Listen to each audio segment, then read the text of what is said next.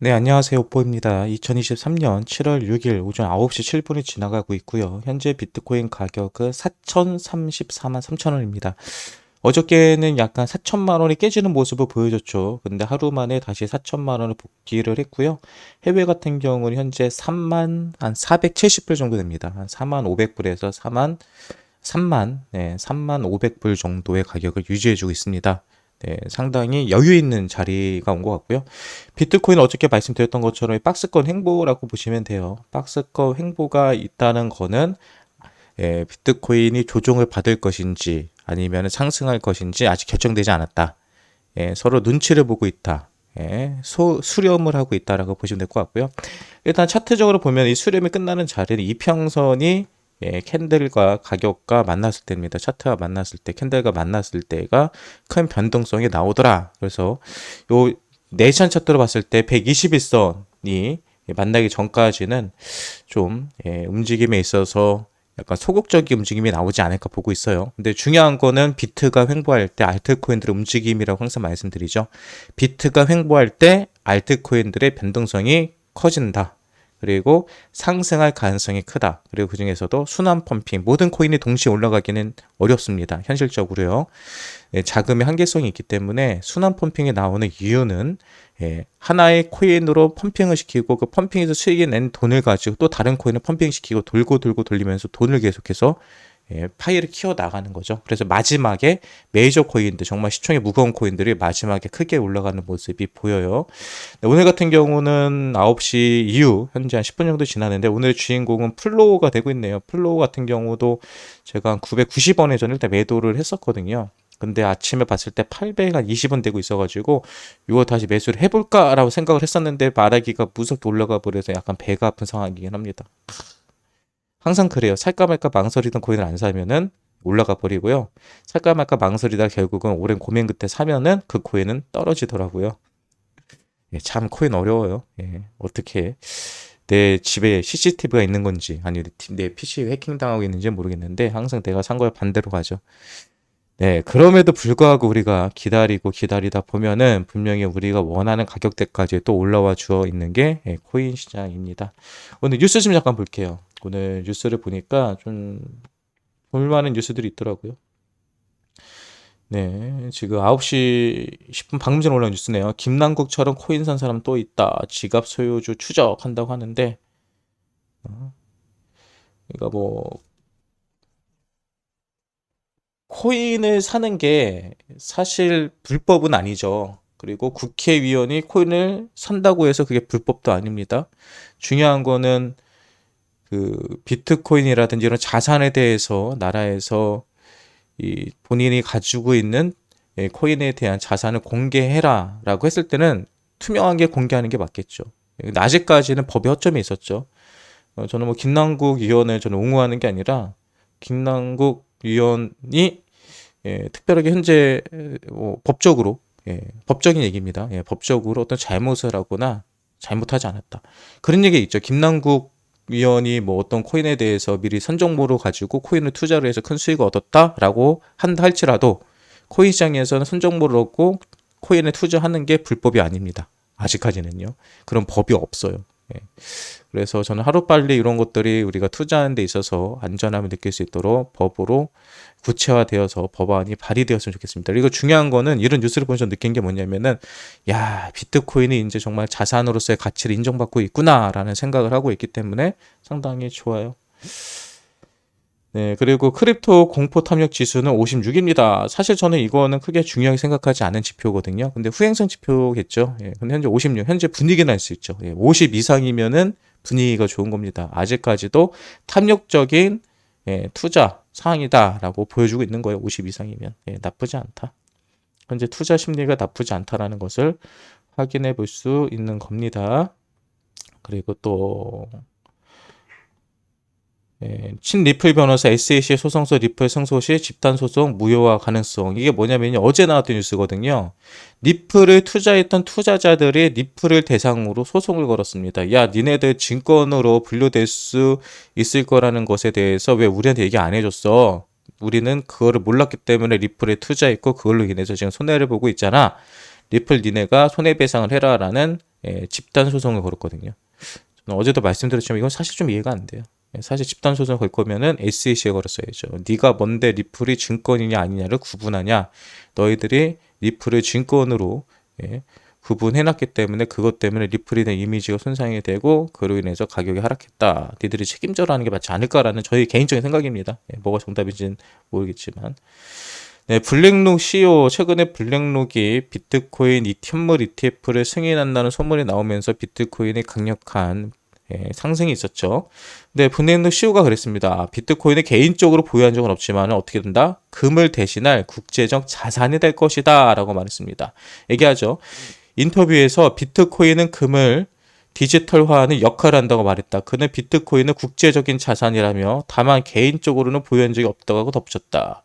이어 현물 ETF와 관련해는 규제 당국과 긴밀하게 협력하고 있다. 이게 좀 핵심이죠. 긴밀하게 협력하고 있다.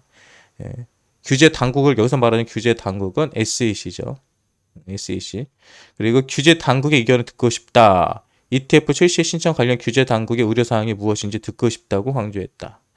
그러니까 SEC에서는 분명하게 현물 ETF를 승인해주지 않는 이유와 그 기준점에 관해서 알려야 돼요. 그런 의무가 있어요. 근데 그걸 하지 않고 있죠. 그래서 그런 문제 때문에 현재 그레이스케일이 SEC를 대상으로 왜 현물 ETF를 승인해주지 않느냐라는 부면에 관해서 소송을 걸었죠. 이 소송 결과가 빨리 나와야 되는데 올해 안에는 나오겠죠. 그리고 현물 ETF가 승인되면 그 소송도 자연스럽게 취하가 되겠죠. 네, 이스라엘을 위한 외국인 암호화폐 양도소득세 면제 등 법안 제안, 지금 많은 나라들이 뭐라고 있어요? 세금 부분에 있어서 강화시키고 있어요? 완화시키고 있어요? 미국은 강화시키고 있는데 미국을 제외한 대부분의 나라들은 암호화폐에 대한 세금에 대해서 완화시키고 있죠. 그러니까 더 많은 사람들이 부담 없이 암호화폐에 투자할 수 있는 환경을 만들고 있는 겁니다. 그리고 지금부터가 조금 중요한 뉴스예요. 연준이 7월 달에 기준금리를 0.25% 올릴 가능성이 80% 거의 90% 가까이 됩니다. 그렇다면은 지금 상태에서는 금리가 올라간다고 보는 게 맞아요. 지금까지는 그랬어요. 저는 사실 지금 상황에서 금리를 올린다는 것은 미친 짓이다라고 생각을 했는데 최근에 미국 증시를 보면요. 증시가 미국이 금리를 인상하기 이전의 수준까지 다 회복을 해버렸거든요. 정말 짧은 시간 안에 어떤 이유인지 모르겠지만은 미국 증시가 엄청나게 가격이 상승하는 모습을 금리가 아니라 주식이 회복하는 모습을 보여줬거든요. 그러다 보니까 이제 연준에서도 더 자신감이 생긴 거죠. 그리고 어떻게 보면 지금은 좀 눌러도 된다라는 생각이 드는 것 같아요. 그래서 이번에는 0.25%를 올리겠다. 기준금리를 올리겠다라고 얘기를 하고 있고요. 그리고 FOMC 그 이사록을 보면은 실제적으로도 추가 금리 인사에 적절하다라고 대부분의 의원들이 동의했다라고 하는 겁니다. 그래서 7월 달에는 금리 인상이 될 것 같아요. 자, 그럼 이제 금리 인상이 되면은 어떠한 현상이 일어날까를 생각해 봐야 되겠죠. 이건 개인적인 의견이고 개인적인 생각이에요. 주식은 폭락합니다. 주식은 떨어져요. 주식은 떨어지는데 이제 과거에 제가 오랫동안 코인을 하면 2017년도, 18년도, 19년 이때의 분위기를 얘기해 드릴게요. 그때 어떻게 했냐면 주식을 하는 사람과 코인을 하는 사람들이 왔다 갔다 했습니다. 주식시장이 좋으면은 코인을 팔고 주식시장으로 넘어가고요. 주식시장이 안 좋으면은 주식을 팔고 코인시장으로 넘어와요. 또는 주식시장이 좋아서 고점을 찍었다 판단하면 그때 주식을 팔고 코인으로 넘어오는 경우 상당히 많았거든요. 지금의 주식시장은 미국의 주식시장은 고점이라고 볼 수 있는 수준까지 올라와 있습니다. 근데 이번에 금리 인상이 된다? 그러면 그 자금들이 빠져나오겠죠. 그럼 그 자금들이 빠져나와서 어딘가로 투자로 또 들어가거든요. 사실 지금부터는 그러니까 2021년 이후부터는 주식이나 코인이랑 같이 움직였잖아요. 지표에 따라서. 그 얘기는 주식하는 사람과 코인하는 사람들의 서로 간격이라고 해야 될까요? 서로에 대한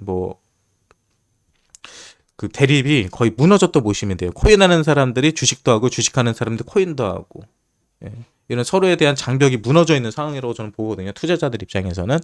그래서 이번에 주식시장이 만약에 금리 인상으로 인해서 하락을 한다라고 하면 그 자금들은 코인판으로 들어올 가능성이 크다. 그래서 바이낸스 CEO도 역시도 뭐라고 있어요? 앞으로 6개월에서 1년 6개월 이상은 암호화폐의 큰 거래량이 터질 것 같다. 그래서 우리들은 거래량 증가에 대비해서 시스템적으로 준비하고 있다. 이제 막 들어와라. 자금들 들어와라. 거래량 터져라. 거래량이 터져도 우리 서버가 다운되지 않게끔 준비하고 있다라는 것을 얘기하고 있는 겁니다. 그러면 과연 진짜로 금리가 올라가는 게 과연 비트코인에게 호재인 것인가? 이거에 대해서도 좀 생각해 보잖아요. 근데 뭐 제가 뭐 여러분들 그 호재 얘기해봤자 여러분들 내 말 안 믿잖아. 못 보면 맨날 말해봤자 맨날 틀리고 제 말이 뭐가 맞아 얘기할 수 있잖아요. 예, 그런데 여기 보시는 것처럼 판테라 캐피탈 설립자도 뭐라고 그랬어요? 예, 블록체인 및 기타 상품은 금리가 급등하는 세상에서 유일하게 숨쉴 수 있는 곳일 가능성이 높다. 제가 항상 그 얘기하죠. 실질적으로 금리가 올라가면 주식이 떨어지는 이유는 실물 경제와 함께 움직이기 때문에 그래요. 금리가 올라가면 사람들의 소비는 위축이 될 거고요. 소비가 위축이 되면 기업들의 실적은 떨어질 수밖에 없고 기업의 실적이 떨어지면 당연히 그건 주가에 반영이 됩니다. 근데 블록체인 같은 경우는 실물 경제하고 상관이 없거든요. 금리가 올라가든 아니면 뭐 주식시장이 무너지든 사실은 독자적으로 할 수 있거든요. 왜? 실체가 없기 때문에 그래요.